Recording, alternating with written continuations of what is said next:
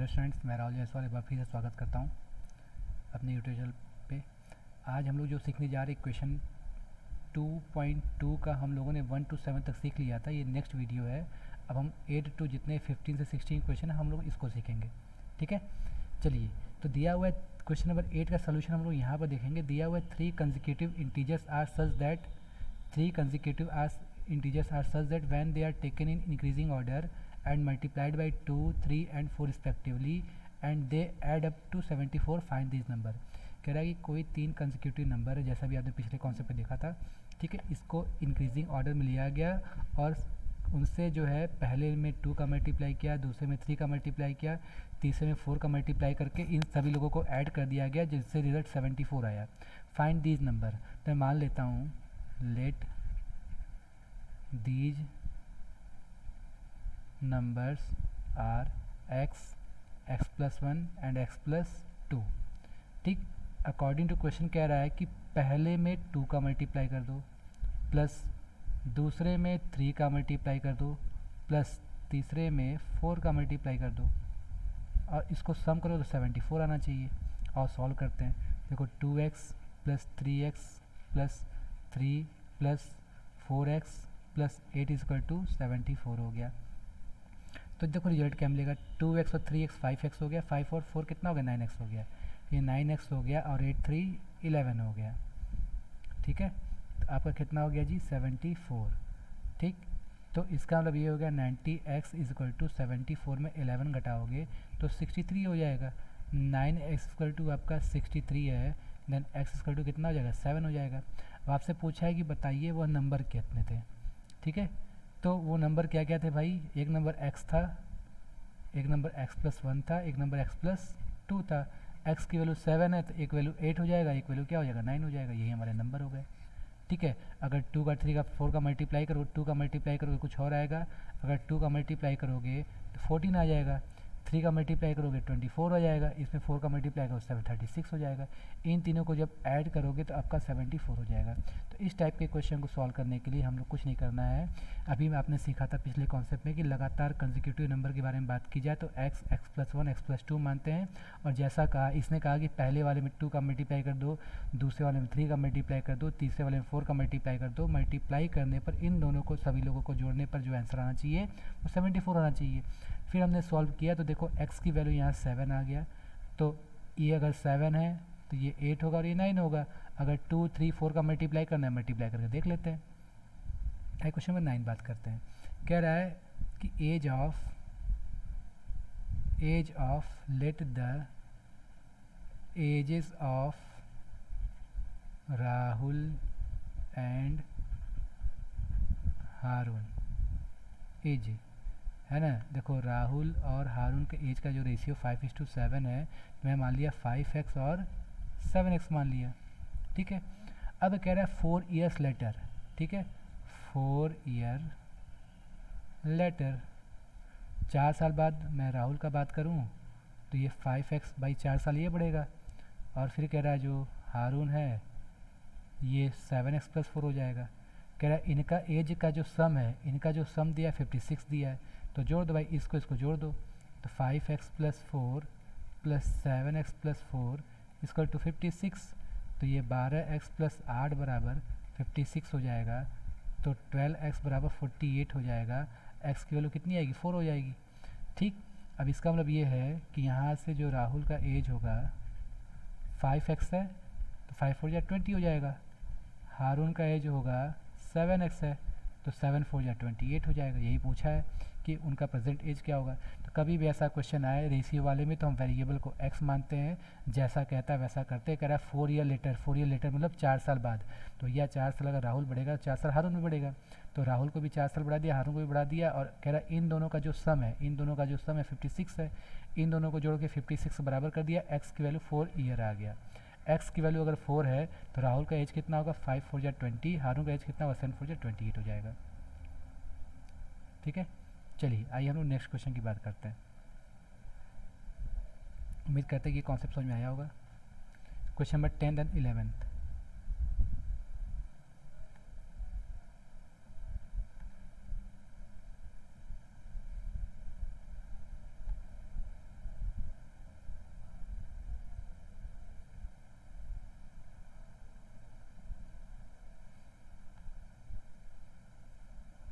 चलिए question number 10 और 11 दिया हुआ है, तो मैं इसको जूम कर लेता हूँ।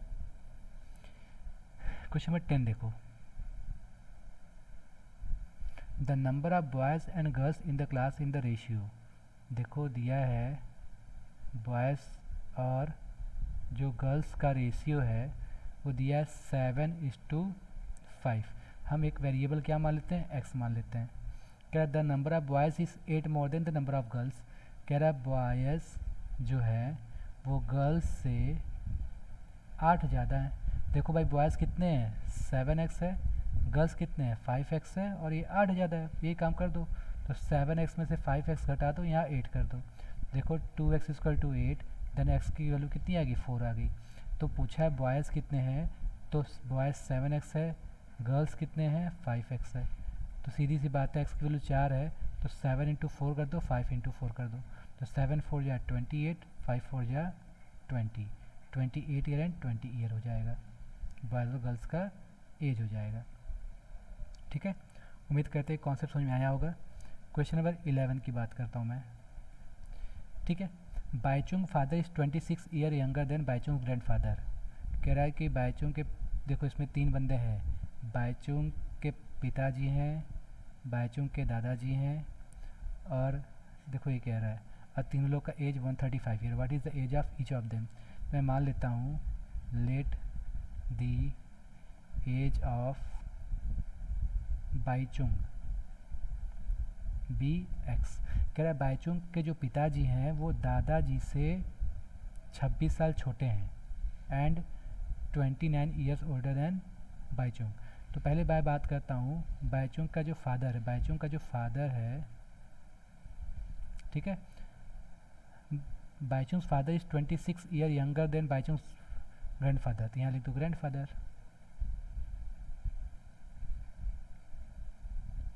तो और कह रहा है कि and older than 29 year older than Baichung. तो इसका मतलब फादर जो है बाईचुंग से 29 साल ज़्यादा है, और दादाजी जो है उनके पिताजी से 26 साल ज़्यादा है।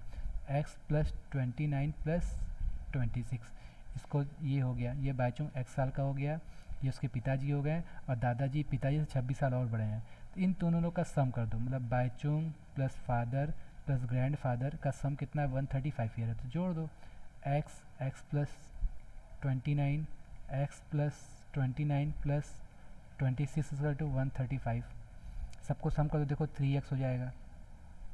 29 का दुगुना करोगे 58, 58 में 20 जोड़ोगे तो 78, 78 से 84 हो जाएगा, ये 84 इक्वल टू 135। तो 3x इक्वल टू 135 माइनस 84। ठीक, तो ये 51 आ गया। 3x equal to 51, then x equal to 17 year. इसका मतलब ये है कि ईच ऑफ देम, इसका मतलब जो बाईचुंग है वो x साल का है, तो बाईचुंग 70 साल का होगा। बाईचुंग के पिताजी जो है उससे 29 साल बड़े हैं, तो 17 और 29 8 करोगे तो 48 हो जाएगा, 46 हो जाएगा। जो इनके ग्रैंड फादर हैं वो पिताजी से कितने साल बड़े हैं, 26 ईयर बड़े हैं, तो ये आपका 72 ईयर हो जाएगा। हो गया आंसर। बाईचुंग 17 ईयर का होगा, उसके पिताजी 46 ईयर के होंगे, उसके जो दादाजी 72 ईयर्स के होंगे। एक बार मैं फिर से बता दूं, सारा खेल रीडिंग स्किल का है। कह रहा है कि जो बाईचुंग के पिताजी हैं वो बाईचुंग से 29 साल बड़े हैं, और उसके जो पिताजी हैं उसके दादा से 26 साल छोटे हैं। 26 साल से पिताजी अगर पिताजी दादा से 26 साल छोटे हैं तो जो दादाजी हैं वो पिताजी से 26 साल बड़े होंगे। बाईचुंग को मैंने x ईयर मान लिया, पिताजी को x प्लस 29 ईयर मान लिया, दादाजी को 26 साल और बढ़ा दिया, और इन तीनों बंदों को जोड़ के 135 कर दिया। बाईचुंग मेरा 70 साल का हो गया। तो बाईचुंग 70 साल का है तो उसके पिताजी आपके 46 ईयर के होंगे, जो ग्रैंड फादर है आपके 72 ईयर्स के हो जाएंगे। तो उम्मीद करते हैं कि आपको 8, 9, 10, 11 समझ में आया होगा। आइए हम लोग बात करते हैं क्वेश्चन नंबर 12 का, 12 एंड 13।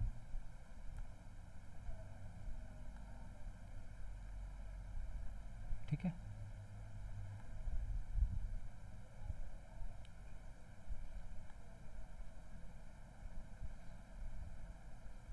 थोड़ा सा मैं इसको सेट कर देता हूँ, इससे ऊपर नीचे नहीं जा रहा, कोई दिक्कत नहीं है। चलिए question number 12। Question number 12, 15 years from now Ravi age will be 4 times his parents age. What is the Ravi present age? ठीक है, कह रहा है कि आज से 15 साल बाद रवि का जो एज है वो अपने parents 4 time his parents age, will be 4 times his present age, sorry parent कर रहे हैं, ठीक है। तो इसका जो प्रेजेंट एज है, प्रेजेंट एज ऑफ रवि, मैं मान लेता हूँ रवि अभी x साल का है, तो 15 ईयर आफ्टर, 15 साल बाद क्या होगा, रवि x प्लस 15 साल का हो जाएगा। अब कह रहा है कि 15 साल बाद जो रवि का एज है, ठीक है, 15 साल बाद जो रवि का एज है वो प्रेजेंट के एज का 4 टाइम्स है, तो प्रेजेंट एज का 4 टाइम्स 4x मान लिया अकॉर्डिंग टू क्वेश्चन, ठीक। 15 साल वाली जो एज है वो आज के एज का 4 टाइम्स है, तो इसको सॉल्व करो, 3x इक्वल टू कितना हो गया 15, देन x इक्वल टू कितनी हो गई 5 हो गई, तो रवि का जो प्रेजेंट एज है वो 5 ईयर हो जाएगा। इसका मतलब जो रवि का प्रेजेंट एज जो है वो आपका कितना हो जाएगा 5 ईयर हो जाएगा, एकदम बेसिक क्वेश्चन था।